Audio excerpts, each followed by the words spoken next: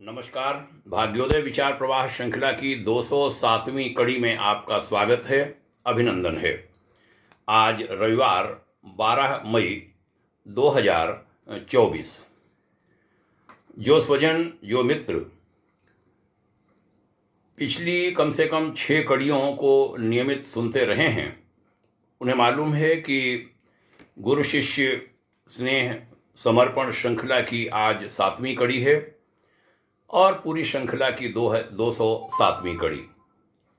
मित्रों, विगत कड़ी में हमने गुरुदेव आचार्य श्री राम शर्मा जी की अंतिम स्थापना शांति कुंज हरिद्वार में वर्ष 1990 में उठे कुछ विवाद आदि की सांकेतिक चर्चा की थी। याद है, एक प्रसंग संस्था पर कुछ लोगों की कुदृष्टि, उसमें जिला प्रशासन हरिद्वार के उच्च स्तरीय कथित सहयोग, वो भी चीज़ें मुझे आज याद आ रही हैं। तो अब उत्तराखंड नहीं बना था, उत्तर प्रदेश की राजधानी लखनऊ से उधर के सभी जिलों का प्रशासन देखा जाता था। जिम्मेदारों द्वारा एक दिवस बताया गया कि कोई बड़ी समस्या है। तब हम प्रांत के एक बड़े प्रशासक के आवास पर जनवरी की भीषण शीत के बीच रात्रि 10:30 बजे पहुँचे थे। उनसे मेरी टिप्पणी थी, यदि हमारे गुरुधाम पर ऐसा कुछ हुआ तो मैं ट्रेन के नीचे कटकर आत्महत्या कर लूँगा। अगले दिन पूरी प्रक्रिया घूम गई थी। वो उच्च प्रशासक अभी उपलब्ध हैं, स्वस्थ हैं, जिन्होंने उसमें भारी सहायता की थी। बाद में वह एक महत्वपूर्ण पूर्वोत्तर प्रांत के मुख्य सचिव बने, चीफ सेक्रेटरी बने। उन पूरे प्रसंगों की विस्तार से चर्चा न कर सांकेतिक रूप से युग निर्माण मिशन की नई पीढ़ी के समक्ष ये चर्चा हमने की है। उसका प्रयोजन यह है कि यह निवेदन करूंगा कि ये जो युग निर्माण मिशन है, ये है युग के महान तपस्वी परम पूज्य गुरुदेव की कठोर तपश्चर्या से विकसित हुआ है। इसको सब लोग सही गति देना और उनके सिद्धांतों से कभी विलग मत होने देना। ये कभी मत सोचना कि गुरुदेव स्थूल शरीर में नहीं हैं। एक घटना यहां पर उद्धृत करूंगा। ये बात तो मुझे लगता है सन 2001 के आसपास की होगी। Indian Institute of Cane Research जो ICR का लखनऊ में है, उसमें प्रिंसिपल साइंटिस्ट हैं डॉक्टर अश्विनी शर्मा। वह हमारे साथ वैज्ञानिक अधिकारी थे। उनके 2 पुत्रों के यज्ञोपवीत संस्कार को संपन्न कराने हम पालम, हिमाचल गए थे। 3 दिन का कार्यक्रम हमने रखा था, प्रवचन आदि का अच्छे से। हमारी टीम थी, 4 लोग उसमें थे। जिस दिन हमारी विदाई वहाँ से हो रही थी, प्रातःकाल 6 बजे की घटना है। हम श्री राधेश्याम गिरी, श्री देवनाथ त्रिपाठी, श्री रामनाथ यादव, जिस समय जीप की प्रतीक्षा हो रही थी कि जीप आने वाली है, हमने कहा चलो गांव के पीछे चलकर हिमालय के सामने खड़े हो लें। खड़े हुए, कुछ हमने मंत्र बोले, सभी ध्यानस्थ थे। हमने ये कहा था कि भाव करिए कि गुरुदेव कह गए हैं कि हम हिमालय पर, गुरुदेव और माता जी अवस्थापित हैं, वहीं रहते हैं। भाव भंगिमा बड़ी गहरी थी।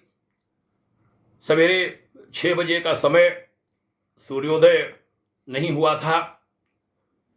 अचानक मेरे मन में आया कि मैं आंख खोलकर देखूं कि गुरुदेव कहीं दिख तो नहीं रहे हैं।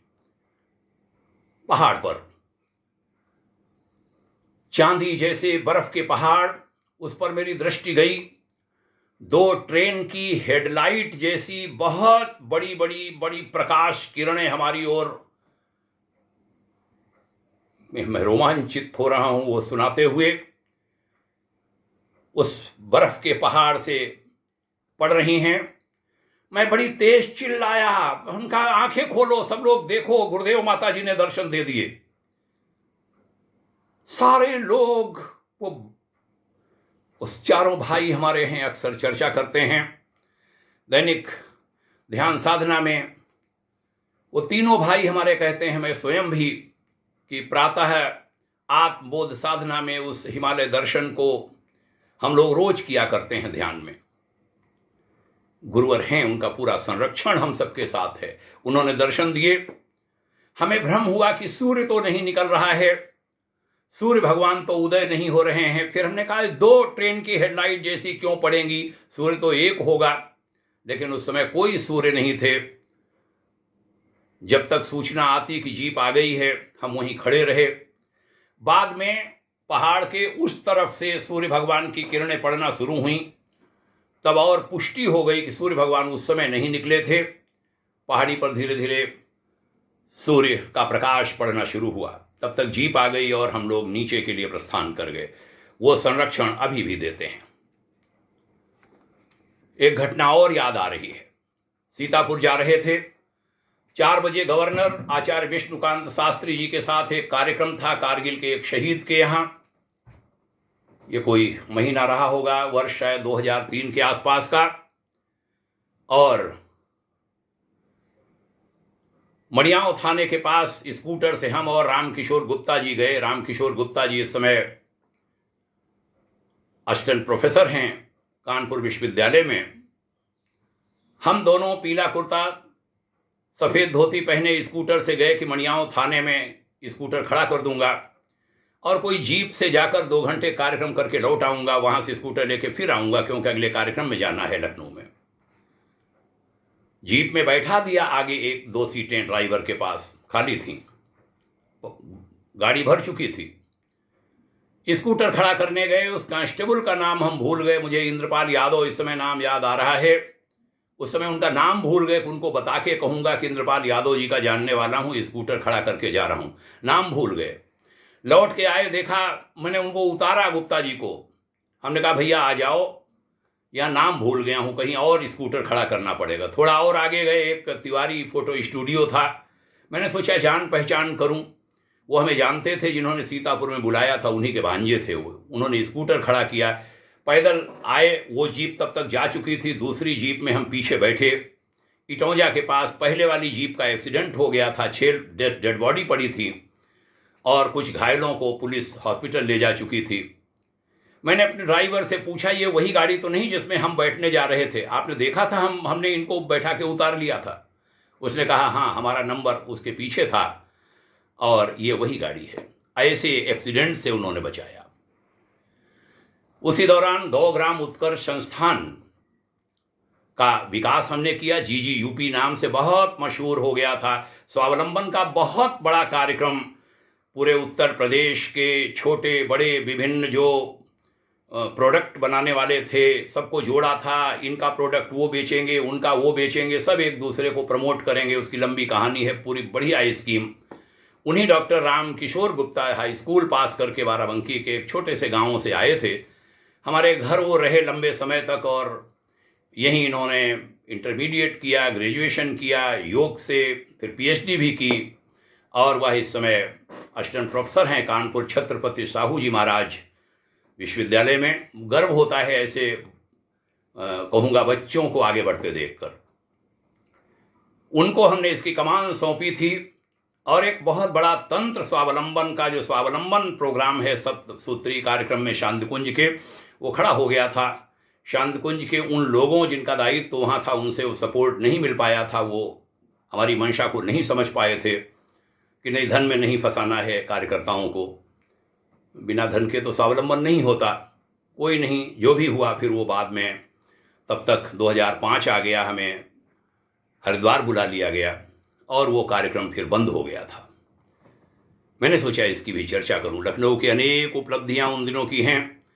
2002 में देव संस्कृति विश्वविद्यालय बना। भूमि पूजन 2002 में ही 1 या 2 में हो रहा था। हरिद्वार विकास प्राधिकरण ने 60 लाख रुपए डेवलपमेंट चार्ज उस पर लगा दिया था। फावड़ा नहीं लगाने दे रहे थे SDA के लोग।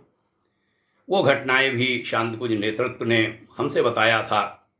मैं धन्यवाद दूंगा श्री जयशंकर मिश्र जी को, जो सचिव नगर विकास थे उस समय। वह प्रमुख सचिव आवास श्री अतुल कुमार गुप्ता जी के कक्ष में जाकर के हमारे साथ बैठ गए थे। शांतिकुंज से भी 2 लोगों को बुलाया गया था, श्री राम शाह शुक्ला और श्री HP सिंह को।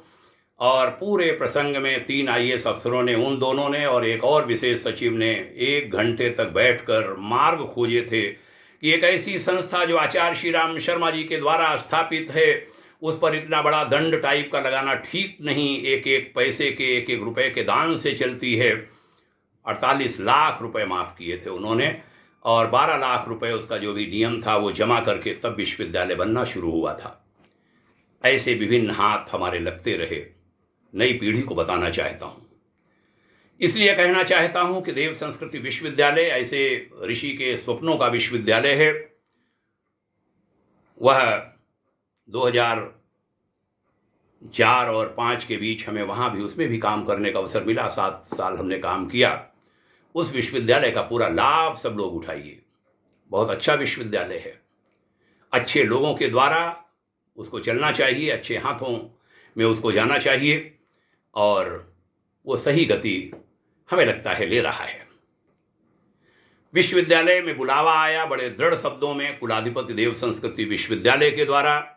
हम त्याग पत्र देने को तैयार थे। मैं उस समय प्रशासनिक अधिकारी था उत्तर प्रदेश कृषि अनुसंधान काउंसिल में, लेकिन शांत कुंज के व्यवस्थापक श्री गौरीशंकर शर्मा जी का स्मरण करूंगा, उन्होंने हमें मना किया था, आदेशात्मक लहजे में मना किया कि नहीं, छुट्टी लेकर के आओ। मार्च 2005 में हमने महानिदेशक को आवेदन किया था। 15 जून 2005 को हम प्रस्थान कर गए थे हरिद्वार को। छुट्टी सैंक्शन हो गई थी 3 वर्ष की। बाद में फिर इस्तीफा देकर हम पूर्णकालिक कार्यकर्ता बन गए थे 15 जून 2005 के बाद। 16 जून 2005 से मेरी यही वेशभूषा है। मैं अवैतनिक कार्यकर्ता के रूप में तब से काम कर रहा हूँ। 19 बरस अभी 15 जून को हो जाएगा। आज की चर्चा लंबी न कर एक प्रसंग अवश्य यहाँ जोड़ना चाहूँगा जो इसी से जुड़ा है। डॉक्टर GB सिंह महानिदेशक थे। अभी उनका निधन 2 महीने पहले हुआ है। उन्होंने हमारा अवकाश स्वीकृत करने में बहुत बाधाएं खड़ी की थीं। शासन को रेफर कर दिया, वहाँ से प्रमुख सचिव से हम करा ले आए तो कृषि उत्पादन आयुक्त को भेज दिया, चेयरमैन थे वो, वहाँ बोर्ड में गया, वहाँ से भी हो गया। बड़ी मुश्किल में भेज नहीं रहे थे हमें। अंतिम दिन बिल्कुल 15 मार्च 2005 हमने दिन तय कर रखा था। सामान हमारा ट्रक में जा चुका था हरिद्वार लखनऊ से और बड़ी मुश्किल में 2-2:30 बजे उन्होंने साइन किया। 4 बजे विदाई हुई। विदाई में उन्होंने कहा था कि मिश्रा जी, ये समझते होंगे कि मैंने बहुत अड़चन डाली है, ये शब्द था उनका। विदाई में मैं माला पहने बैठा था, पूरा स्टाफ था और उन्होंने कहा हाँ मैंने अड़चन डाली। उसके 2 कारण थे। पहला कारण ये कि मिश्रा जी के बच्चे अभी छोटे हैं।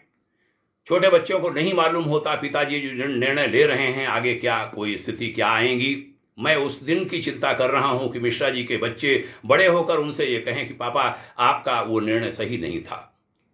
और दूसरा कारण उन्होंने जो दूसरा पहला बताया, ये दूसरा वाला मैं पहले बता गया हूं। वो कहा था कि कोई अपने अच्छे साथी को छोड़ना नहीं चाहता। मैं डॉक्टर GB सिंह साहब को बहुत श्रद्धांजलि देता हूं। उन्होंने बड़े भाव से फिर हमें विदा किया था और हम वहाँ गए थे। इस पूरी यात्रा को नमन करता हूँ। गुरुवर पूरी यात्रा में साथ में हैं। आगे कुछ कड़ियाँ और हैं जिसमें मैं चर्चा करूँगा। बड़े सकारात्मक विधेयात्मक ढंग से सारी बातों को ले रहा हूँ। बातें बहुत लंबी लंबी सी भी हैं, लेकिन महत्वपूर्ण सांकेतिक चर्चा करते हुए इसका समापन करूँगा, इसलिए कि कुछ मित्रों के आग्रह पर इसको हमने शुरू किया है कि नई पीढ़ी को कुछ प्रेरणा मिले। यही अनुरोध था गायत्री परिजनों का, कुछ गायत्री परिजनों का, जिस कारण हमने ये भाग्योदय विचार प्रवाह श्रृंखला जो चल रही है अप्रैल 2020 से उसमें कुछ कड़ियाँ जोड़ी हैं 201 से लेकर के यहाँ तक आगे जो भी चलेंगी। नमन नमन और नमन पावन गुरु सत्ता को, हिमालय की ऋषि सत्ता को। भगवान करे हमारा राष्ट्र हर तरीके से समृद्ध बने, सुखी बने, समुन्नत बने और हम सब युग निर्माण के लक्ष्य को, भारत को जगत गुरु बनाने के लक्ष्य को पूरा करने में सहयोगी बन सकें। बहुत बहुत धन्यवाद सुनने के लिए। आपका स्नेह बना रहे, ये बातें अन्य लोगों में भी पहुँचें, खासकर उनको जो पूज्यवर आचार्य श्री राम शर्मा जी से सीधे जुड़े हुए हैं। नमन पुनः। जय हिंद, शुभकामना, ओम शांति।